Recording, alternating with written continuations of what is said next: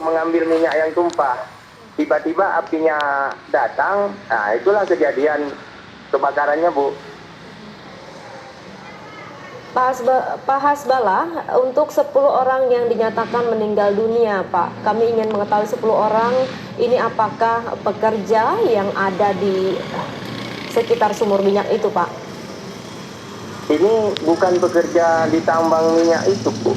Bukan bekerja di sumur, tetapi karena minyak keluar, tumpah, mereka ambil.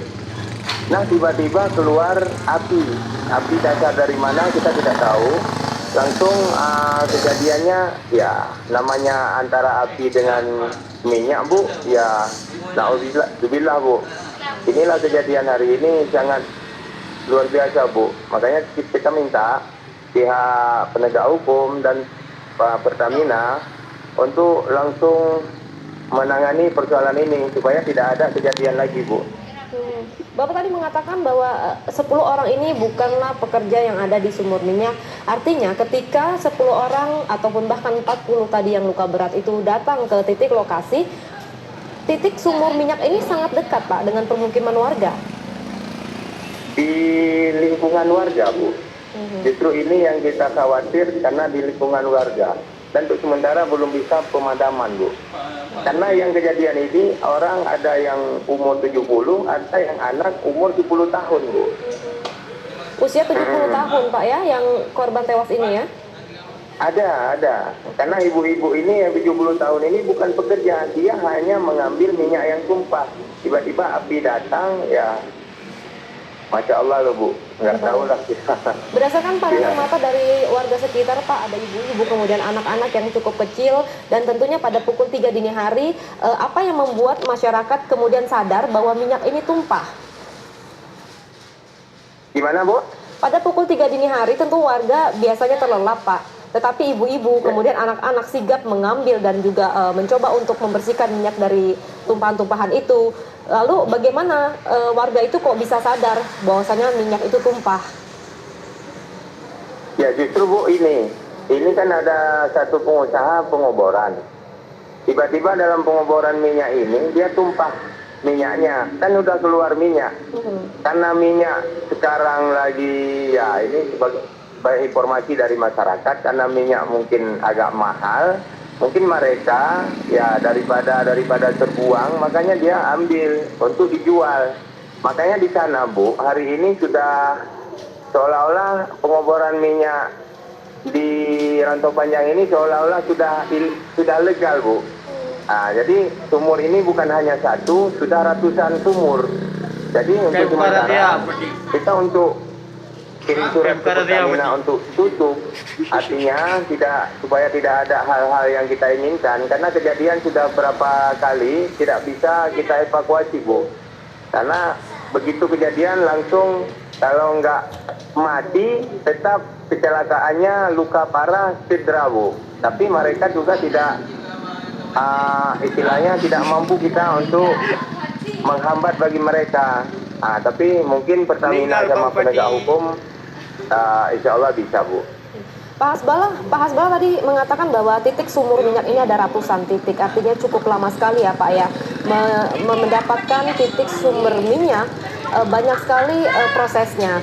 Lalu sebenarnya sudah dari tahun berapa sumur minyak ini ada sampai ratusan titik sudah ada di sana? Sejak saya menjabat Bupati periode pertama, Bu, sampai ini kedua masih ada penambang, Bu. Artinya kurang lebih 10 tahun itu sudah pasti ada ya, Pak, ya, prosesnya ya? Ya kurang lebih, Bu. Tapi selama saya Bupati dari 2012 sudah nampak sumurnya ada, sampai sekarang masih ada orang tambang, Bu.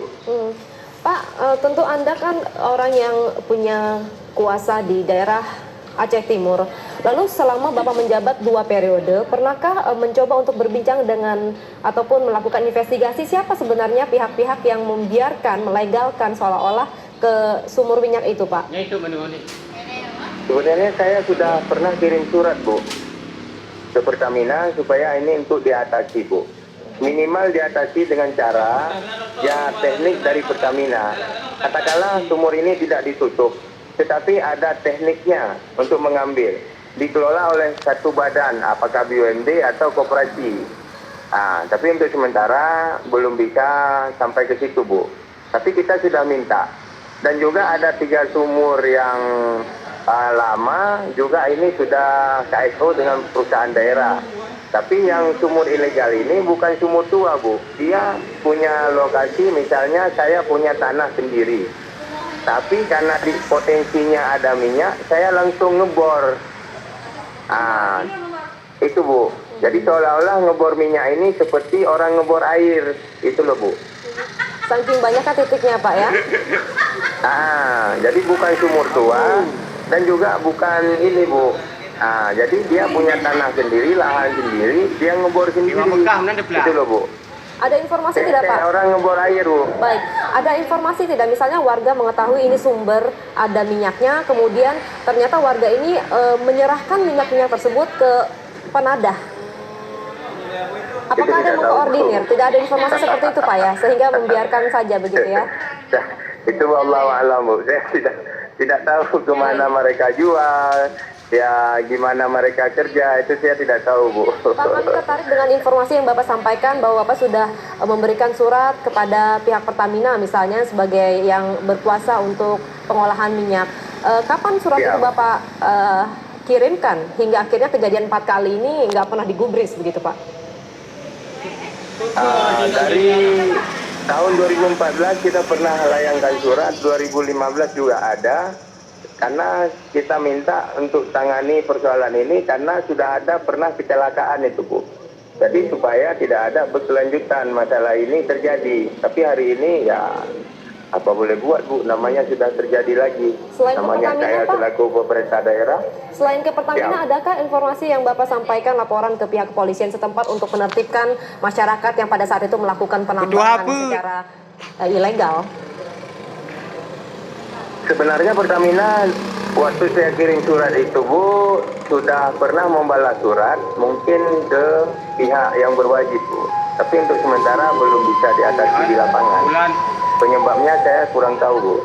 Pak, bagaimana? Untuk 10 orang korban tewas kan tadi Bapak mengatakan 70 tahun usia yang cukup tua sekali. Apakah sumur yang terbakar ini adalah sumur yang berada di salah satu rumah warga yang dibor sendiri oleh warga, Pak?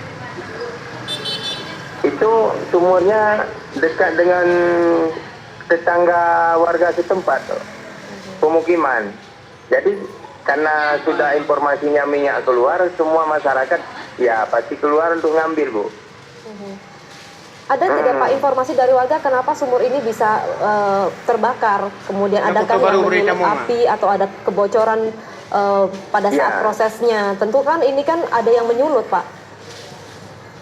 Ini yang kita tidak tahu karena kita lagi cari informasi karena kejadiannya malam, jam 3 malam. Apakah kejadian ini dilakukan oleh pihak atau memang apinya dari mana kita nggak tahu. Atau memang yang pekerja ini merokok kita juga nggak tahu. Nanti mungkin ada pihak penegak hukum yang di lapangan akan mengonfirmasi kembali kepada saya.